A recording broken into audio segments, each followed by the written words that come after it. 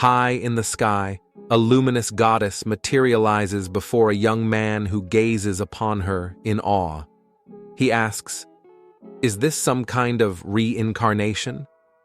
With a warm smile, the goddess nods. "Yes, your previous life was marked by hardship. That's why you've been given a second chance, the power to choose a fresh start, all thanks to a rare and special gacha." Doubt and skepticism cloud the young man's face as he mutters, "This gacha thing doesn't make me feel grateful at all. Plus, I can't remember a thing about my past life or how I met my end." The goddess, her eyes reflecting empathy, replies, "Many find themselves in a similar situation, but let's not dwell on the past. Shall we give the gacha a spin?" Reluctantly, the young man agrees, pulling the lever. A brilliant golden orb emerges, signaling an extraordinary rarity. As he examines the newfound skill, he ponders aloud, "Toxin Decomposition X? What on earth is this?" With an air of excitement, the goddess explains, "It's an incredible skill, my friend.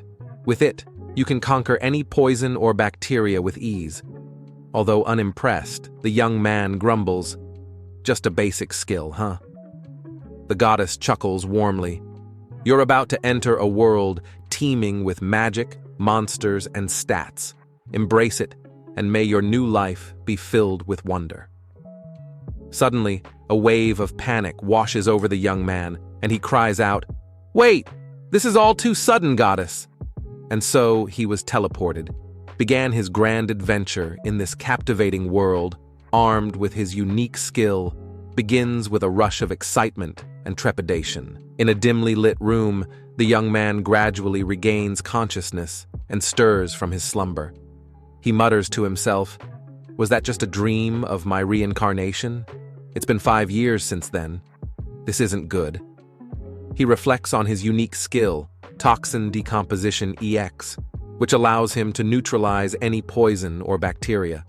Testing it for the first time on some mold, he witnesses its success, but a pounding headache and sluggishness follow. He wonders if this is a side effect of his skill, deeming it rather useless. "All right," he decides, "I won't use this anymore." Realization suddenly dawns upon him. "Oh no, I forgot I promised to train with father at noon." Outside, the young man can be seen training with a sword, his father observing his progress. "Ah, Ain," his father acknowledges, "it seems like you've improved your sword skills." Ain responds humbly, "Yes, thank you very much." He introduces his father, Logos, as a great general from the largest kingdom on the continent, Heim Kingdom. Ain's family, the Roundheart family, holds sway over the territory surrounding a major port city near the capital, owing to their influence and earl status. Ain believes his reincarnation into this family is due to his super rare gacha. Just then, Camilla, Ain's stepmother, interjects, announcing that preparations for Grint's training are complete. His father, delighted, praises Grint. "You look splendid in that, Grint. You're already resembling a knight." Ain acknowledges his father's decision to accompany Grint in training while he continues honing his sword skills. Watching from afar, Grint shoots a smirk at Ain, leaving him perplexed. Ain explains their relationship. "Grint is my half-brother, born of father's second marriage. We share blood ties, and he's just a year younger than me. My little brother possesses an exceptional skill, while I'm stuck with a plain one like toxin decomposition." Frustration wells up within Ain as he ponders his brother's unique talent. While practicing his sword swings, Ain's frustration intensifies. He gazes upon a training dummy clad in iron armor and takes a combat stance, preparing to strike. Anxious about potential onlookers, he hesitates. Suddenly, a guard nearby shouts to Ain, "Young master, that thing's made of iron. It's impossible for someone your age to hit it." Determined to prove himself, Ain disregards the warning and leaps forward, delivering a powerful blow to the iron-clad dummy. The impact sends a jarring shock through his arm, and he tumbles to the ground. "It hurts," Ain grumbles. The guard admonishes, "Didn't I tell you it was impossible? However, Ain refuses to be discouraged by their differences. He resolves, "I can't let our disparities get me down. If I want to surprise Father and Mother Camilla, I have to work harder than anyone else." Back in his room, Ain immerses himself in books, his determination unwavering. In a cozy room filled with the warm glow of a reading lamp, the young man engrosses himself in books. As he delves deeper into his studies, the desk before him becomes increasingly crowded, every inch covered with stacked books. Just then, the butler enters the room, a gentle reminder that dinner is nearly ready. Upon closer inspection of Ain's desk, the butler is astounded by the towering stack of books, resembling a miniature mountain. Ain, startled by the intrusion, realizes he's lost track of time. He quickly apologizes for his tardiness. The butler, filled with admiration, assures him that an apology is unnecessary. He observes his unwavering dedication to his studies and rigorous training, believing that everyone in the mansion envisions the young master as a potential scholar and even a future general. Ain, with a grateful smile, thanks the butler, hoping his vision will come true. The butler remembers that Madame will be finishing her work soon. His eyes light up with happiness, and he eagerly anticipates having dinner with the lady. Suggesting that he pays her a visit before dinner, the butler receives an enthusiastic response. "Yes, I will." Filled with excitement, he heads towards the lady's room, forming a fist before knocking politely. A warm voice from within grants him entry, and upon opening the door, he is met by a lovely lady, Olivia, who welcomes him with open arms. He introduces Olivia as his mother, although his memories from his previous life make her feel more like an older sister than a mother to him. Olivia embraces her son with affection, detecting the unmistakable scent of books on him. She acknowledges his relentless efforts, a testament to his commendable character. Although he finds the situation somewhat embarrassing, he doesn't mind it one bit. As they begin their conversation, he mentions hearing that Olivia's work is wrapping up. She confirms it, but explains that her responsibilities are many and she's uncertain about how to organize all the report documents. He quickly realizes that his father and mother are working separately on when it comes to work. He takes pride in his mother's role as a lady from a prominent merchant association, somewhat similar to a company manager. Olivia's intelligence and beauty afford her many advantages, a fact he secretly praises while his mother wonders about his thoughts. Suddenly, Olivia remembers a surprise she has for Ain, something he has been eagerly anticipating. She reveals the arrival of a status card, the kind used by adventurers. His eyes widen in amazement and gratitude. However, he's uncertain whether his stats in this world are favorable or not. He openly voices his doubts, mentioning that children under 5 years old should have an average stamina of at least 10. Olivia responds, "Is that so?" Upon inspecting the status card, he breathes a sigh of relief, realizing that his starting stats aren't bad at all. Curiosity piqued, he inquires about the gift of training. Olivia explains that it's a skill designed to keep one's body resilient against pain and sickness while preventing exhaustion. She adds that his hard work hasn't gone unnoticed, and that she knows it better than anyone else. Ain, moved by his mother's praise, feels his eyes well up, but manages to hold back tears. Olivia recalls another task she must attend to involving grandmother and invites Ain to accompany her since it's been a while. Politeness in mind, she asks if it's okay for him to join her. He responds with joy, signifying his eagerness. Moments later, they enter another room and meet a merchant who graciously greets Madame Roundheart. Olivia announces her intention to select some tea, and the meeting begins. Amid the process of tea selection, Ain's eyes catch sight of a magic stone, capturing his interest. The merchant explains that magic stones originate from a monster's body, located at its core. These crystal formations contain the creature's magical power and can be used in rituals, magic, or accessories. The high-quality magic stone before them brims with potent magic, potentially causing issues inside a human body. The merchant reassures him that it's safe to touch, as this particular magic stone is of low level and meant for use in magic tools. As Ain holds the stone, he senses an aura within and even detects a scent akin to condensed honey. With the tempting aroma filling his senses, he hesitates, but ultimately yields to the curiosity within him. He discreetly licks the stone, savoring the unexpected burst of sweetness. His sudden reaction startles everyone in the room, prompting inquiries about his well-being. He manages to pass it off as nothing, though he secretly harbors guilt over his impulsive lick. Fortunately, the merchant understands his fondness for the magic stone and, with a smile, offers it to Ain as a gift. Relief washes over Ain as he hears the merchant's generous words. Ain observes the yellow magic stone, noticing that its colors gradually begin to fade. The following day, as Ain resumes his sword training, a surge of energy courses through him. Spotting the training dummy from before, he lunges at it, with renewed determination, successfully piercing the iron armor. His excitement soars as he avoids the previous deflection. However, upon closer inspection, he realizes that his wooden sword has shattered, leaving the training dummy cut with precision. The guard, watching in astonishment, believes that Ain has somehow managed to slash through the iron armor with a wooden sword. The next day arrived, and Ain, accompanied by his mother Olivia, embarked on a journey to a significant event. However, it was apparent that Olivia wasn't particularly thrilled about attending. She seemed rather agitated, and Ain couldn't help but notice. While gazing out of the carriage window, Ain began to suspect that his stepmother, Camilla, and his younger brother Grint might be at the root of her unease.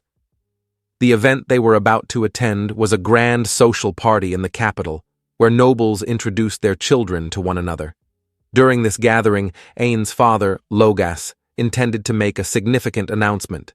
Grint, the second son, would be declared the heir to the Roundheart house. Furthermore, Grint would be formally engaged to Lady Shannon Blueno, the daughter of a marquis. Olivia couldn't help but apologize to Ain for the way things had unfolded.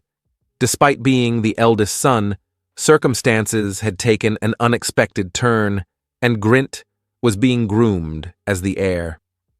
Ain, though a bit frustrated, sympathized with his mother's sadness. Witnessing her distress, he made a silent promise to work even harder to gain his father's recognition. He still pondered what had happened with the metal armor incident and why. While lost in these thoughts, Olivia informed Ain that they had arrived. As he stepped out of the carriage, his jaw dropped and his eyes widened in astonishment. Before him stood a magnificent 3-story mansion with an impressive fountain at its entrance, guarded by towering gates. Olivia explained that this was the residence of the Archduke, the highest-ranking noble in Heim Kingdom, and it was only fitting that such a splendid mansion belonged to him. Logas approached Olivia and revealed that they would go and greet Grint's fiancée, Lady Shannon, and the rest of the family. He instructed Ain and Olivia to proceed to the mansion's main hall first. Ain couldn't help but notice Camilla, his stepmother, concealing a sly smirk, which left him with a sense of foreboding. Ain and his mother proceeded to the main hall. As they approached the entrance to the event, they were informed that Ain was not allowed to participate in the party. Olivia was perplexed by this sudden turn of events. The receptionist responsible for handling invitations apologized, citing a possible error in the invitation. Since Grint and the Roundheart family were already inside, they were no longer permitted to enter. As Olivia attempted to negotiate Ain's entry, he began to realize that Camilla had likely orchestrated this situation to guarantee Grint's participation in the event. Despite both Olivia and the receptionist's efforts, Ain understood that their words would not change his fate. He cast a glance toward the mansion's garden, complimenting its beauty. He preferred strolling through the garden over attending the event he had little interest in. The mother was worried about this arrangement, but Ain assured her, complimenting the Archduke's garden and assuring her that he would enjoy the beauty of the flowers. Olivia hugged her son, expressing that such a situation wouldn't have arisen in their own home. The receptionist quickly arranged for Ain's entry into the garden. Ain thanked him for his assistance. Soon, small footsteps approached, and a young lady inquired if he was the eldest son of the Roundheart house. He affirmed, and she introduced herself as Clon, the granddaughter of the head of the Auguste house, Graf Auguste. Ain was taken aback by her beauty, stumbling over his introduction.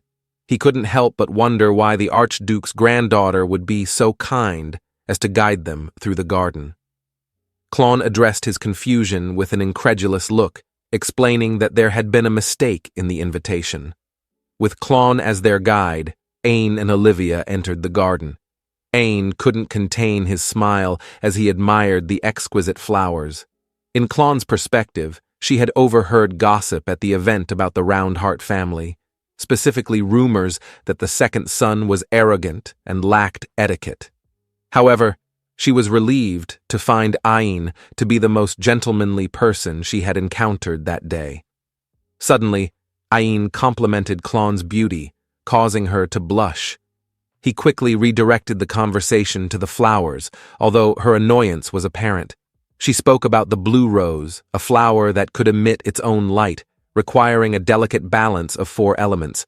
However, it was not just beautiful, it was also deadly. The rose's poison had claimed 1,000 lives, causing excruciating internal burning, earning it the name Blue Fire Rose.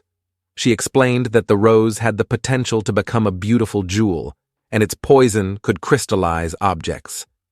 This jewel was called a star crystal, and once the poison was neutralized, it transformed into a stunning piece of jewelry, similar to a starry night. Olivia noted that it would take at least half a year's worth of territory taxes to obtain such a jewel. This sparked an idea in Ain's mind. He suggested to himself that he should try using the skill granted to him by the goddess on this flower. He offered Clon the chance to witness the creation of a star crystal, which had always been her dream. With determination, Ain initiated the skill's power, and a bright glow began to emanate. Although he felt a sensation similar to drinking soda, he was still wary of potential side effects.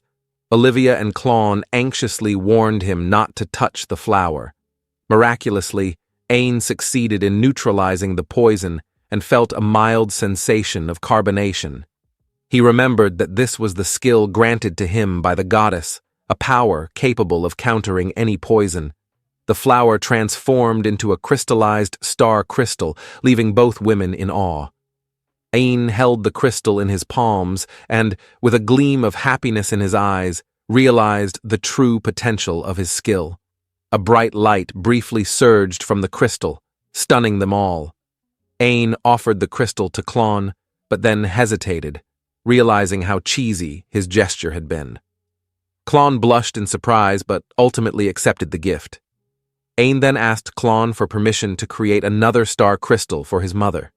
She agreed, and Ain successfully created another crystal. Clon was astonished by how quickly he could perform this feat. As their garden stroll came to an end, Clon expressed her gratitude to Ain for the time they had spent together. She mentioned that they no longer needed to be so formal, and Ain agreed. They both grinned and shared a laugh. As they waited for Logas to return, they were informed that the Roundheart family had already left. Ain felt a sense of worthlessness in his father's eyes. Olivia asked Ain if he had any affection for his father, to which he honestly replied that he didn't know. Olivia responded cheerfully, informing him that they were headed to a beautiful place, their fatherland.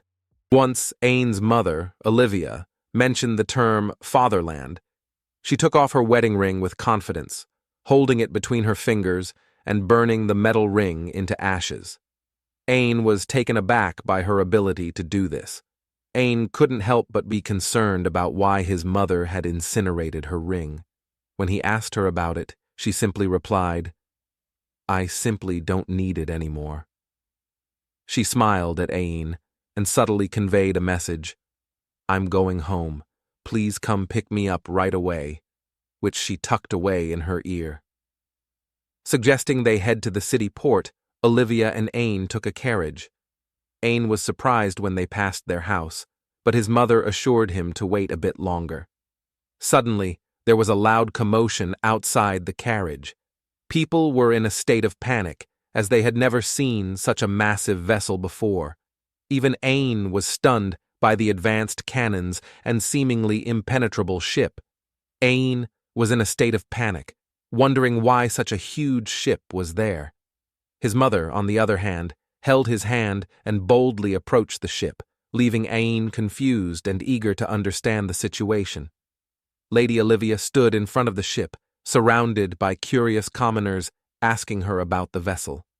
Suddenly, a group of knights emerged with the clanking of metal armor. Panic spread among the crowd, and people began to flee. As the knights approached Olivia, they halted and stood at attention before her, signifying a command. Ain was unsure, confused, and fearful of the situation. He jumped in front of his mother to protect her. Olivia reassured him that everything was fine and proceeding as planned. One of the knights approached Ain and Olivia, assuring Ain to relax. The knight introduced herself as Christina Wernstein. Ain was caught off guard by her unexpected kindness and thought to himself that she was beautiful. Olivia greeted Christina warmly, mentioning that it had been a long time since they had last met. Christina explained that they had received Olivia's message and had rushed to the port. Ain overheard someone say, "The ship has come to pick the Princess Olivia back."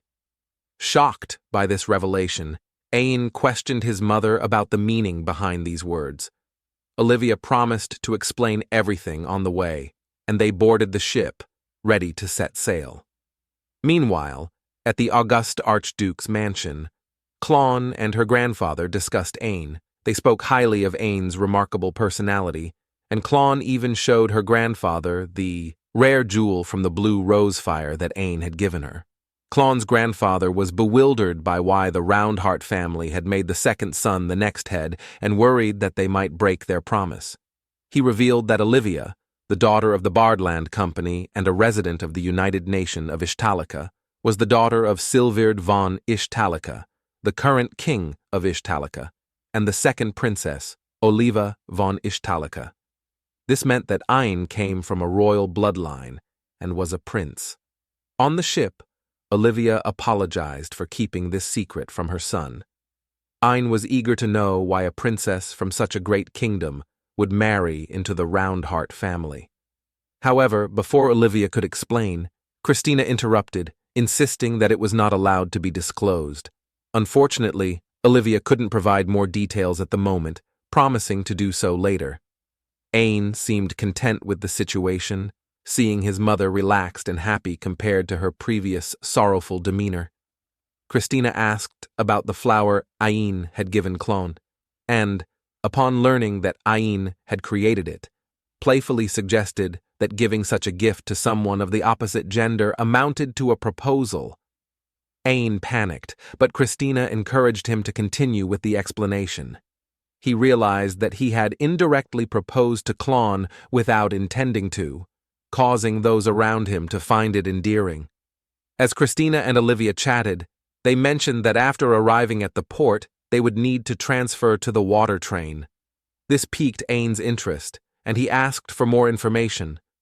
Christina explained that the train operated by heating up water using a water magic stone. Before she could finish, Ain interjected, saying that it worked by using steam produced by the stone. Olivia and Christina were impressed by Ain's knowledge, considering it was far beyond what was known in the Heim Kingdom. As they prepared to disembark at the port, Ain was dressed in royal clothing. Upon arrival, Ain couldn't help but notice the familiarity of the water train systems. He marveled not only at the technology, but also at the presence of demi-humans, such as elves and beastmen, something he had never encountered before. As they entered the city, a towering central tower caught Ain's eye. He couldn't help but exclaim, "So this is Ishtalica, amazing!" They made their way toward the palace, and Christina asked Olivia about her father's reaction to her return. Christina hadn't informed the king yet, but she had received a message instructing everyone to act normally if they encountered Olivia. Aine was curious about the woman named Marche, but Olivia explained that she had taken care of her when she was young. Aine couldn't help but imagine her as an old and stern lady. As they approached the grand doors of the palace, Olivia asked if they might be busy. Christina suggested they return later, but Olivia confidently pushed open the door, leaving Christina and Aine hesitating and panicking. As they entered, they found themselves in the midst of a royal meeting. The king was surprised by the unexpected turn of events, and Aine, feeling nervous, could only watch the situation unfold. In the midst of a royal meeting in Ishtalika, there was an unexpected interruption as the king was puzzled by the presence of his daughter Olivia. She should have been married to another country by now, and the appearance of a child with her raised questions. Nervously, the young boy introduced himself as Aine, formerly known as Aine Roundheart. It didn't take long for the king to connect the dots and realize that Aine was Olivia's son. With kindness, the king introduced himself as Silviard von Ishtalika, the ruler of Ishtalika, and revealed that he was Aine's grandfather. The king's loyal knight, Lloyd Galatia, also introduced himself as the Grand Marshal of the kingdom. Olivia dropped a bombshell by announcing that she would not be returning to Heim, her previous kingdom, due to an impending divorce. The king, shocked and angered, demanded an explanation. Olivia explained her concerns about Aine growing up in Heim and the way things were there. The king decided to resume the meeting, but made it clear that no one present was allowed to speak of this matter, to which everyone agreed. However, the king later requested Olivia to explain herself further. After her explanation, the king and the Grand Marshal were in distress and ready to wage war against Heim. But Olivia reassured her father that they should honor the promise they had made. Aine was surprised to learn that the talking cat he had encountered earlier was actually the first princess of Ishtalika, Kadima von Ishtalika. Olivia asked her father for permission to explain everything to Aine, and he granted her request. The Prime Minister, Warren Lark, then revealed the main reason for Olivia's marriage to Heim. They possessed sea crystals, which Ishtalika desired. These crystals, made from ocean-dwelling monsters' bones, were used as magic tools, granting people the ability to use magic freely in Ishtalika. However, the sea crystals near the border had been depleted, leading Ishtalika to seek them from another country. Aine realized that his mother had married for the sake of her people in Ishtalika. The Prime Minister explained that in exchange for the sea crystals, Ishtalika had promised to protect Heim Kingdom. Additionally, once Aine reached adulthood and became the head of the family, he would be promoted to a duke. The king agreed that this was the best course of action, especially with a sea dragon approaching. Olivia informed her father that she had already found potential suppliers. She emphasized that despite her divorce, she hadn't abandoned her royal duty. Confidently, she handed the report to the Prime Minister. As the Prime Minister read the report, he was shocked to learn that the sea crystals, which should have been on the ocean floor, were rising to the surface. He commended Olivia's efforts. Olivia expressed that her son was her top priority, and she would do whatever it took for his well-being. The king proposed a reward for Olivia's work. Suddenly, a document was presented for the royal king and princess to sign an agreement. The king announced that Aine would be officially granted royalty status in Ishtalika and appointed as the crown prince, sealing the fate of the young boy in the kingdom. In the bustling capital city of Ishtalika, the return of Olivia and the revelation of her son as the crown prince sparked a whirlwind of gossip among the people. Amidst the chatter, Aine, the newfound crown prince, grappled with self-doubt.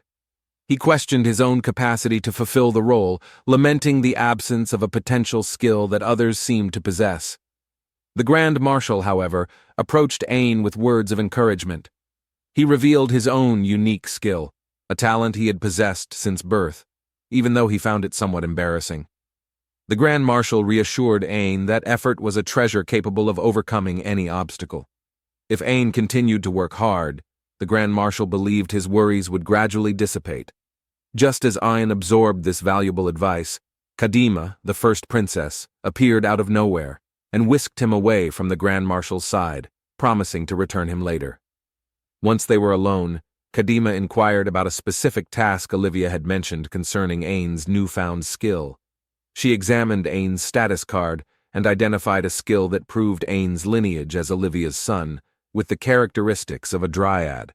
Ain, intrigued by the notion of a dryad, was surprised to learn that he might eventually grow roots from his body, similar to his mother. Throughout Ishtalika's history, royal lineage had often seen descendants inherit various traits from their ancient ancestors. Ain couldn't help but humorously contemplate whether the royal lineage had a gotcha system for determining the traits of its descendants. Ain shared his daily training regimen, which had led to a rapid increase in his level.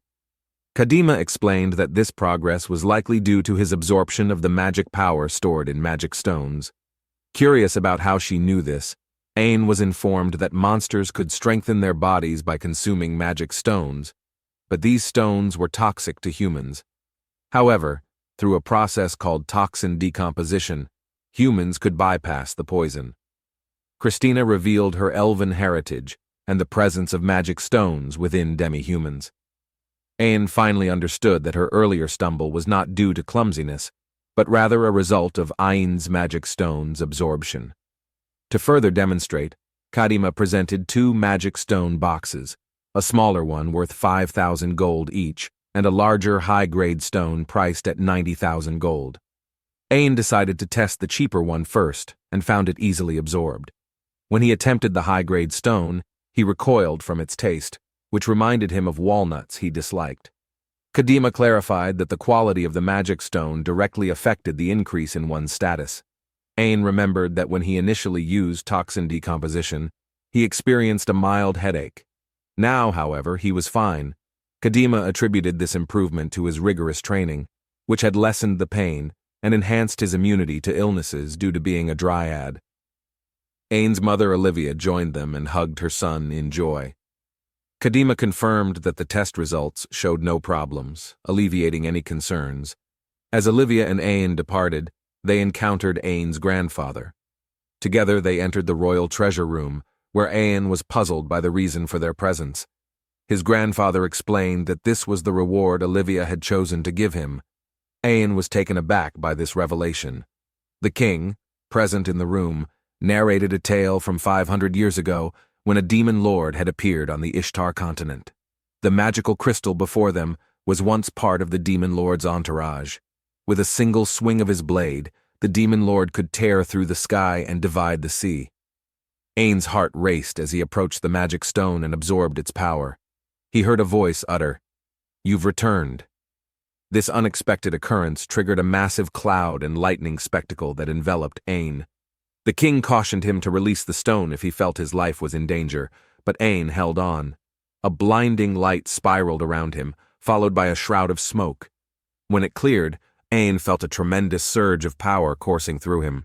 Klon, with a wistful heart, fondly recalled her encounter with Ain, longing for his presence as he seemed to have disappeared from her life. To her surprise, a maid entered her room to check on her homework's progress. Much to Klon's own amazement, she had completed an entire week's worth of assignments out of sheer boredom. She felt a growing need to become someone worthy of Ain's company. The maid, who was tasked with informing Klon to prepare a letter for Ain, set to work immediately, overwhelmed by both panic and excitement. Struggling to find the right words, the maid suggested consulting Klon's grandfather. Klon readily agreed and hurriedly sought her grandfather's advice, eager to convey her feelings to Ain as soon as possible. Meanwhile, in Ishtalika, both the king and Oliva noticed that Ain's status level had abnormally increased due to his absorption of a national treasure.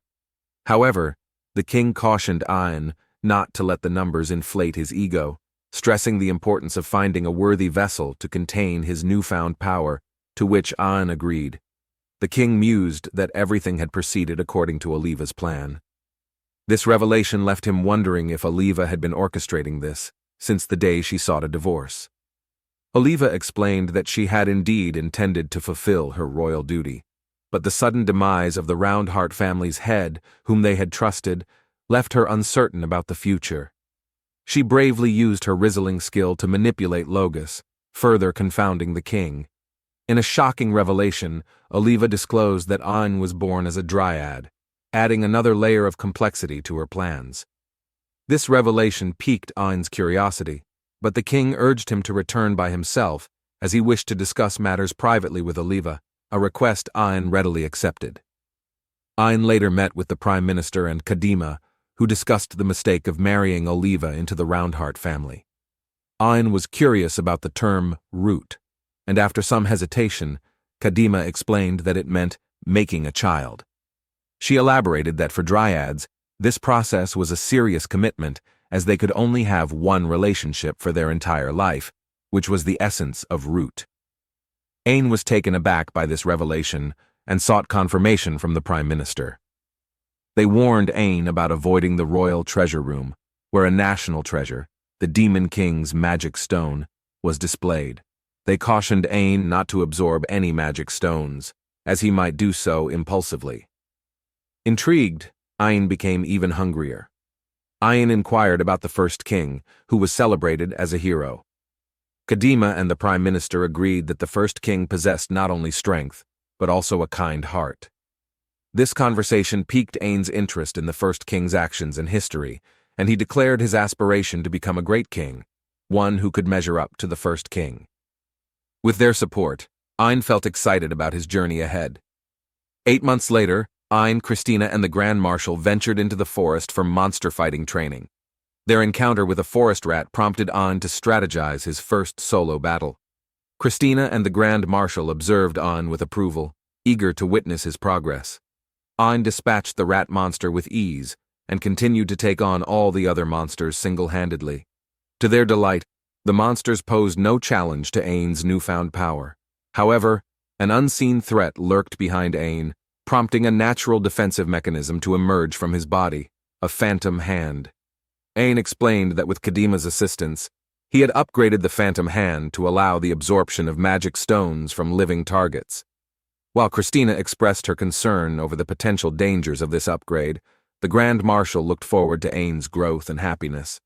As they headed back to the royal castle, Ain spotted a jewelry shop and expressed a desire to take a look inside.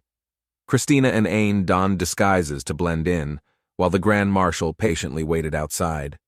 Upon entering, they were greeted by a male figure exuding a distinct feminine energy.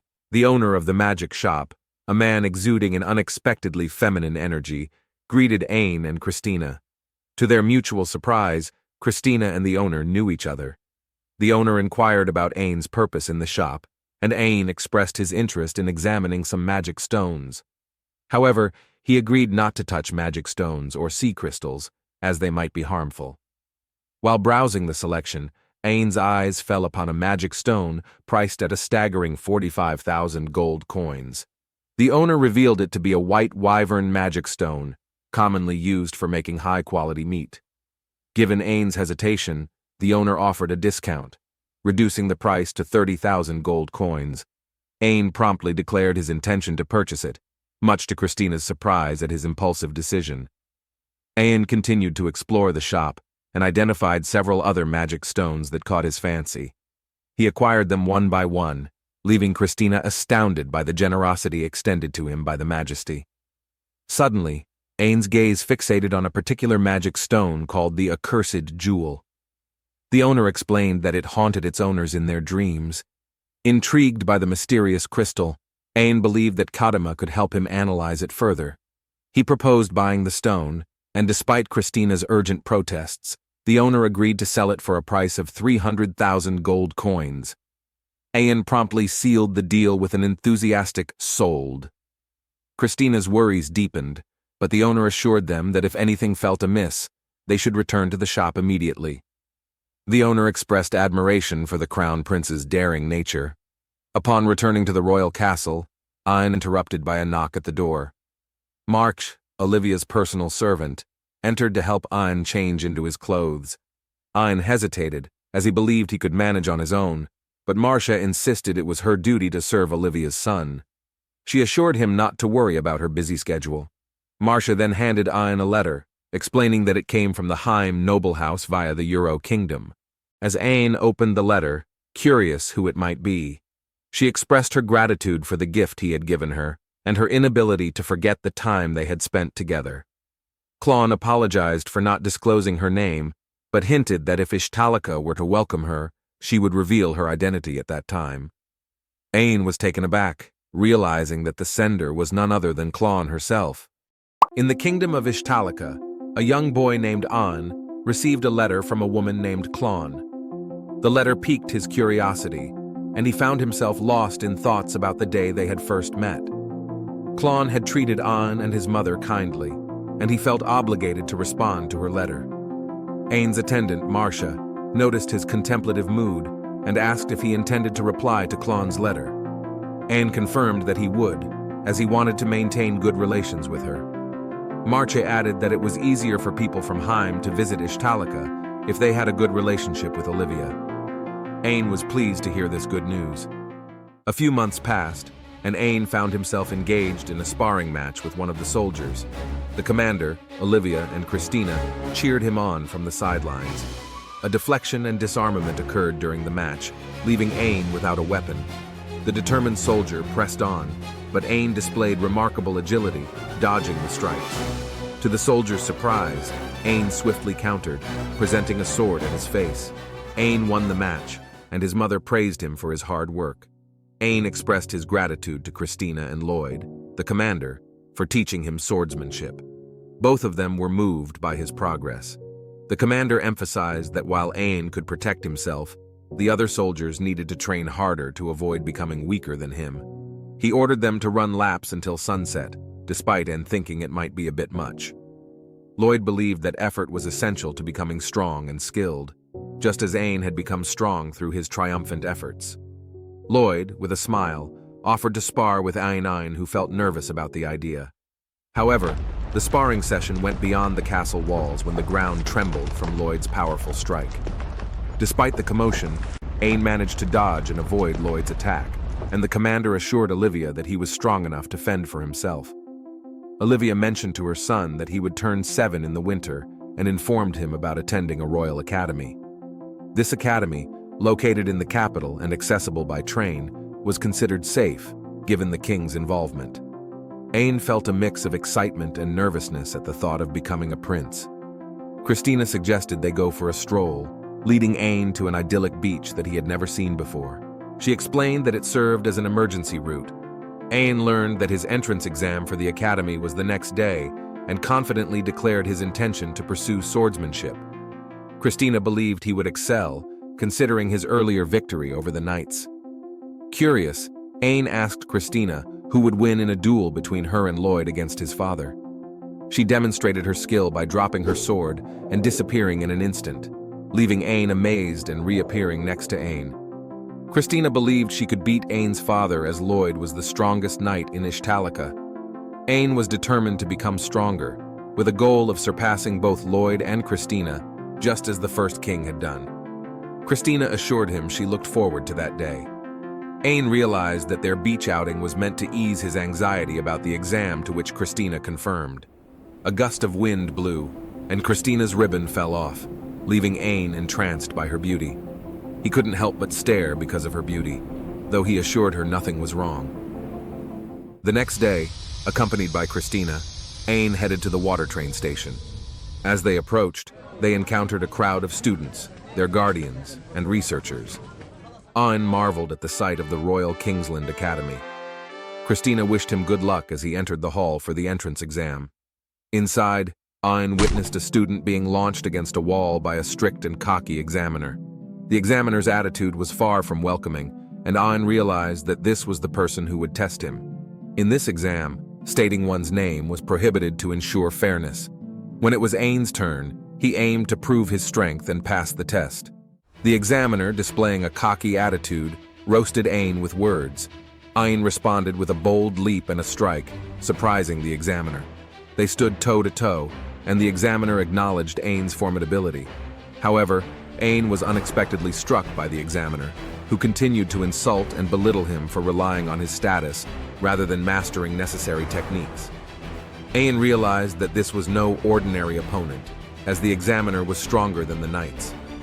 Ain focused on the purpose of the exam, which was not merely to win, but to demonstrate his determination. The examiner insulted Ain's mentors and urged him to quit. Ain, filled with determination and anger, activated his unique skill, the Black Knight, to prove his worth. The examiner was bewildered by Ain's skill and challenged him to explain it. Ain, however, had no recollection of such a rule.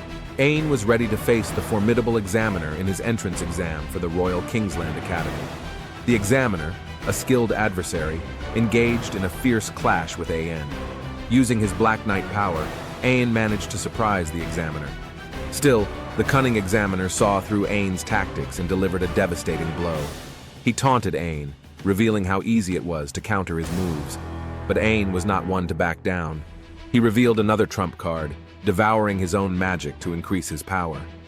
His attacks became increasingly destructive, causing the examiner to grow wary as they threatened to destroy the exam field. The examiner noticed Ain's movements slowing down after observing his hands closely. In a final, powerful strike from Ain, the examiner managed to block the attack, albeit with difficulty. Ain commented on the examiner's choice to use both hands to defend against his strike. With the added pressure from the Black Knight arms, the ground shattered. The examiner, realizing he'd had enough, broke through Ain's attack. The battle went back and forth, both sides attacking and struggling. Ain summoned his Black Knight skills for one last strike, sending the examiner crashing against the wall. The examiner, shocked by Ain's skill and caliber, admitted that he had never encountered someone like him.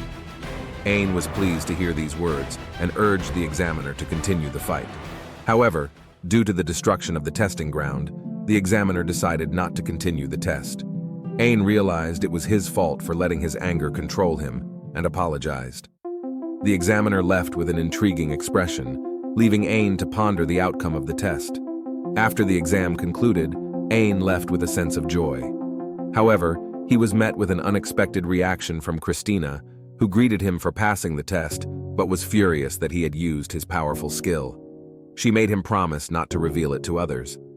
Ain apologized, explaining that he couldn't stand by when someone spoke ill of Christina and the others.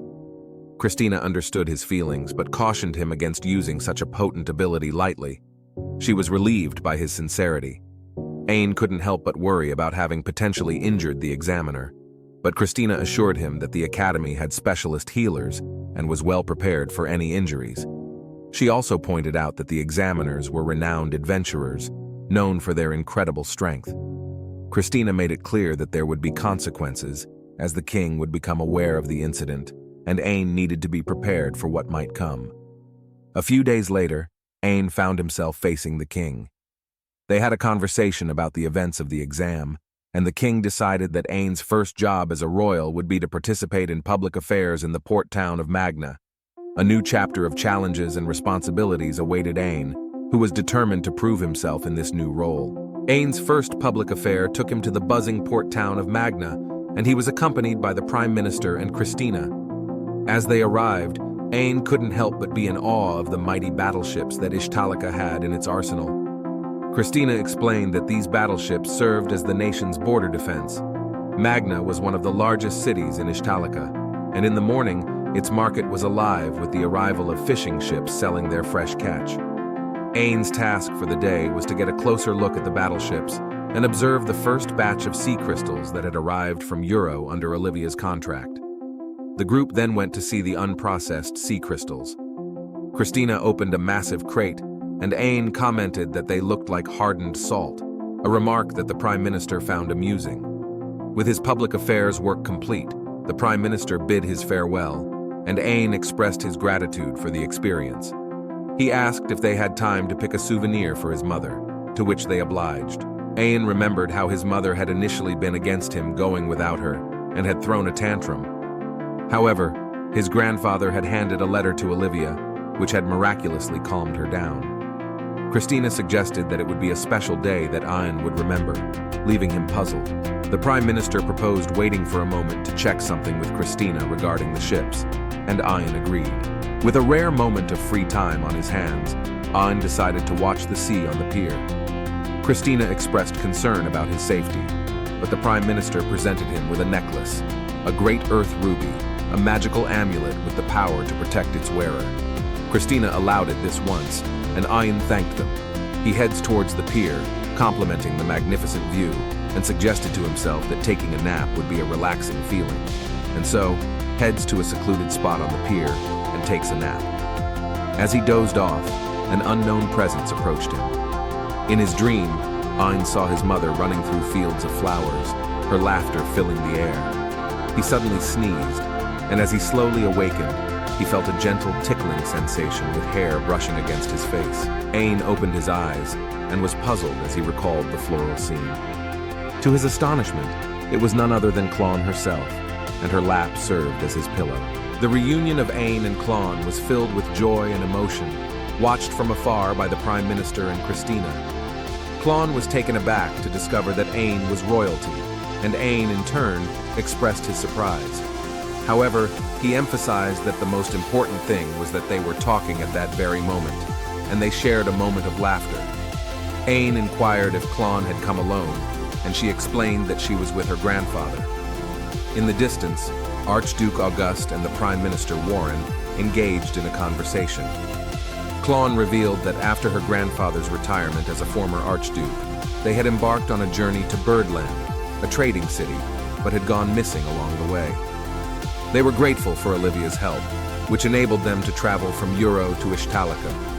Ayn apologized for the situation, though Clon assured him it wasn't necessary and thanked him for waiting. Christina appeared, and Ayn introduced Clon to her, but Christina explained that she had already greeted Clon and her grandfather, while Ayn had been napping on the pier.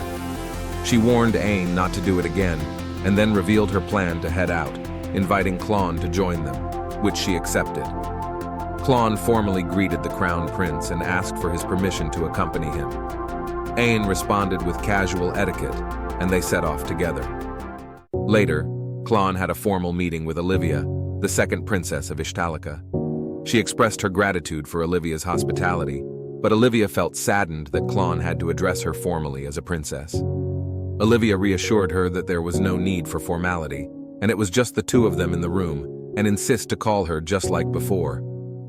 Clon then remembered meeting the Prime Minister Warren before her encounter with Ayn and the question he had asked her. Clon explained that she had received a gift from the Crown Prince and had crossed the sea with anticipation of meeting him. Olivia inquired about the current relationship between her and Ayn. Clon admitted uncertainty about her qualifications to answer, but Olivia posed another question. Did she have any intention of staying in Ishtalica for the rest of her life? Clon's bold response surprised Olivia, who revealed her relief and happiness.